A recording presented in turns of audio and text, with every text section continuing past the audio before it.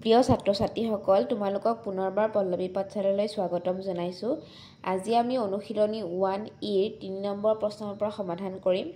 আগৰ ভিডিঅ'টোত আমি অনুশীলনী 1E 1 আৰু 2 নম্বৰ প্ৰশ্নখিনি সমাধান কৰিছিলোঁ। তোমালোকে ভিডিঅ' দুটা চোৱা নাই যদি এতিয়ালৈকে সেইকেইটা চাই ল'বা। আজি 3 নম্বৰ প্ৰশ্নখিনি সমাধান কৰিবলৈ হ'লে তোমালোকে যিটো মই প্ৰথমতেই দিছিলোঁ ৰোমান সংখ্যা অংকন প্ৰকাশ কৰা নিয়মাৱলী তোমালোকে প্ৰথমতে সেইখিনি জানি ল'ব লাগিব। তেতিয়াহে তোমালোকে আজি ইয়াতে কোনটো শুদ্ধ আৰু কোনটো অশুদ্ধ বাছি উলিয়াব পাৰিবা। এতিয়া আমি আহাচোন 3 নম্বৰ প্ৰথমটো প্ৰশ্ন সমাধান কৰিবলৈ চেষ্টা কৰোঁ। এতিয়া তোমালোকক 3 নম্বৰ A দিয়া হৈছে, V তিনিটা আমাক দিয়া হৈ আছে। এতিয়া এইটো হৈছে অশুদ্ধ। এতিয়া আমি এইটো যে অশুদ্ধ বুলি ক'লোঁ, এতিয়া এই অশুদ্ধ হোৱাৰ কাৰণটো কি আমি সেইটো জানিব লাগিব। এতিয়া তোমালোকে যদি আগতে নিয়মাৱলীখিনি পঢ়ি থৈছা তেতিয়াহ'লে তোমালোকে ভালদৰে গম পাইছা যে আমি কোনো এটা সংখ্যাত V, L, D এই তিনিটাৰ প্ৰতীক আমি এবাৰতকৈ বেছি ব্যৱহাৰ কৰিব নোৱাৰোঁ। এতিয়া ইয়াতে চোৱা ভিটো কেইবাৰ আছে, 3 বাৰ আছে, সেইবাবেহে এইটো কি হৈ গ'ল, অশুদ্ধ হৈ গ'ল। যদি V এটা থাকি যদি বেলেগ আমাৰ সংখ্যা থাকিলে হয় তেতিয়া হয়তো শুদ্ধ হ'লহেঁতেন।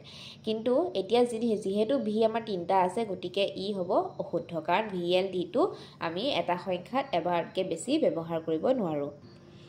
এতিয়া আহাচোন আমি বিটো সমাধান কৰাৰ চেষ্টা কৰোঁ। বিটো আমাৰ কি আছে, x x x, অৰ্থাৎ x কি আছে, 3টা আছে আৰু এটা xে কিমান বুজায়, 10 বুজায়।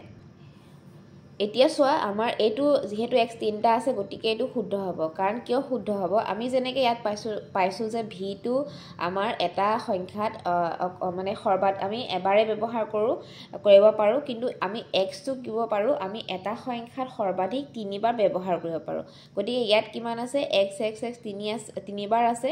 এতিয়া এটা x মানে হৈছে 10, এতিয়া 3টা x কি হ'ব, যোগ হ'ব, তাৰ মানটো হ'ব 30 আৰু এইটো হ'ব শুদ্ধ। এতিয়া আহাচোন আমি চিটো সমাধান কৰোঁ। চিটো দিয়া হৈ আছে আমাৰ C 3টা দিয়া হৈ আছে, তাৰপিছত আছে V, তাৰপিছত I আছে, I 3টা দিয়া হৈ আছে। এতিয়া এইটো হ'ব শুদ্ধ। তোমালোকে পৰীক্ষা কৰি চাব পাৰা যে আমাৰ প্ৰথমতে C কেইটা আছে, 3টা আছে, যিহেতু আমি C 3টা ব্যৱহাৰ কৰিব পাৰোঁ। তাৰপিছত কি আছে, V Cতকৈ সৰু হয় ভিটো, V মানে হৈছে 5 আৰু Vতকৈ সৰু হৈছে I মানে হৈছে 1। তোমালোকে এইটো সমাধান কৰি চাব পাৰা। এতিয়া C মানে হৈছে 100, গতিকে 3টা C লগালে কিমান হ'ব আমাৰ 300 প্লাছ 5 প্লাছ 3 আৰু টোটেলটো কিমান হ'ব আমাৰ 308। এইটো মই কৰি দেখাই দিলোঁ তোমালোকৰ, তেতিয়া আগৰখিনিও মনত পৰি গৈছে চাগে, গতিকে অলপ ৰিভিজনো হৈ গ'ল আৰু এইটো হ'ব আমাৰ চিটো হ'ব শুদ্ধ। এতিয়া আহাচোন আমি ডিটো সমাধান কৰিবলৈ চেষ্টা কৰোঁ। আমাক ডিটো দিয়া হৈছে ডি অৰ্থাৎ 3টা ডি দিয়া হৈ আছে। এইটো 3টা থকাৰ কাৰণে কি হৈ গ'ল, আমাৰ অশুদ্ধ হৈ গ'ল, কাৰণ এটা সংখ্যাত আমি আগতেও পঢ়িছোঁ যে V, L, D এই 3টা প্ৰতীক আমি এটা সংখ্যাত অকল এবাৰে ব্যৱহাৰ কৰিব পাৰোঁ। ইয়াত যিহেতু 3 বাৰ ব্যৱহাৰ হৈছে গতিকে এইটো হ'ব অশুদ্ধ। এতিয়া আহাচোন আমি ইটো সমাধান কৰিবলৈ চাওঁ। এতিয়া ইটো দিয়া হৈছে IL, I মানে কিমান 1 আৰু L মানে হৈছে 50। এতিয়া এইটো হ'ব অশুদ্ধ। এতিয়া তোমালোকে অশুদ্ধ বুলি ক'লে কাৰণটো জানিব লাগিব। এতিয়া আমি আগতে যেতিয়া নিয়মাৱলীখিনি পঢ়িছিলোঁ তেতিয়া আমি কি পাইছিলোঁ যে I অকল V আৰু Xৰ পৰাহে কি কৰিব পাৰি, বিয়োগ কৰিব পাৰি। এতিয়া এতিয়াতো ইয়াত L হে আছে, L মানে 50 আৰু বিয়োগটো এনেও বিয়োগ হ'ব, কাৰণ Lৰ কি আছে সোঁহাতে যিহেতু সৰু অংক আছে বিয়োগ হ'লহেঁতেন, কিন্তু এতিয়া বিয়োগ হ'ব নোৱাৰে, কাৰণ Iটো কি হয় অকল আমাৰ V আৰু Xৰ পৰাহে আমি বিয়োগ কৰিব পাৰোঁ। গতিকে এইটো হ'ব আমাৰ এতিয়া অশুদ্ধ। নেক্সটটো চোৱা Fটো আছে VI। এতিয়া এইটো আকৌ আমাৰ কি হ'ব, অশুদ্ধ হ'ব। এতিয়া এইটো কিয় অশুদ্ধ তোমালোকে নিজে ভাবি চোৱা, কাৰণ আমি আগতেই পাইছোঁ যে এটা সংখ্যাত V, L, D এই প্ৰতীক কেতিয়াও মানে ৰিপিট নহয়। যিহেতু ইয়াত Vটো 2 বাৰ আছে গতিকে কি হ'ব, এইটো আমাৰ অশুদ্ধ।